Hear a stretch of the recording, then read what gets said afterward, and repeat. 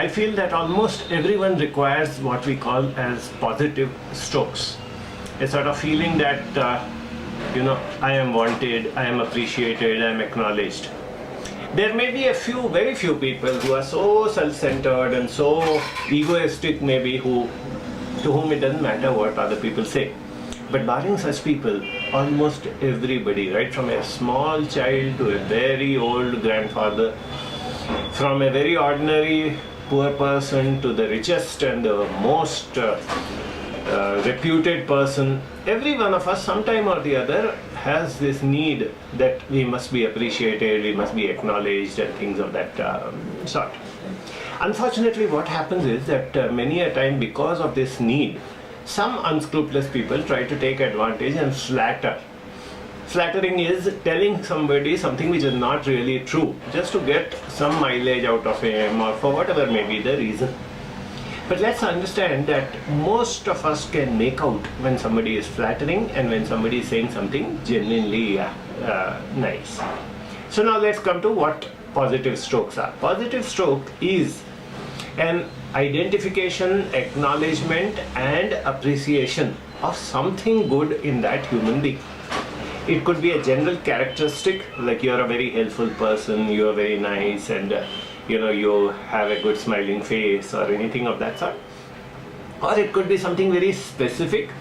You were so nice to me yesterday when I was not feeling well or when I needed help at that moment or something. So either way, a positive stroke has to be genuine. Now a positive stroke can be verbal and non-verbal. It could be a pat, it could be a hug, it could be a smile from a distance, it could be a thumbs up, it could be just about anything. But a few words added to a positive stroke always has a deeper meaning, because the words resonate and they remain in your mind. In counseling, there is definitely a need for positive. I would consider that as one of the basic skills required to be a good counselor. As a counselor, you need to be able to develop that practice and habit of giving positive strokes. Generally, we are not used to doing it because we are a little scared. What will the other person think? Will he think that I am flattering him? Will it look a little awkward or embarrassing? No. As long as you are genuine, it will not look bad, it will not look embarrassing, nothing of that sort. And remember that in counseling, positive strokes are needed at every possible stage. When a person comes to meet you for the first time, a simple, nice, positive stroke makes him want to build rapport with you and makes him want to talk to you. When the counselee is pouring out and talking something, one odd little small positive stroke helps him to keep up with the flow.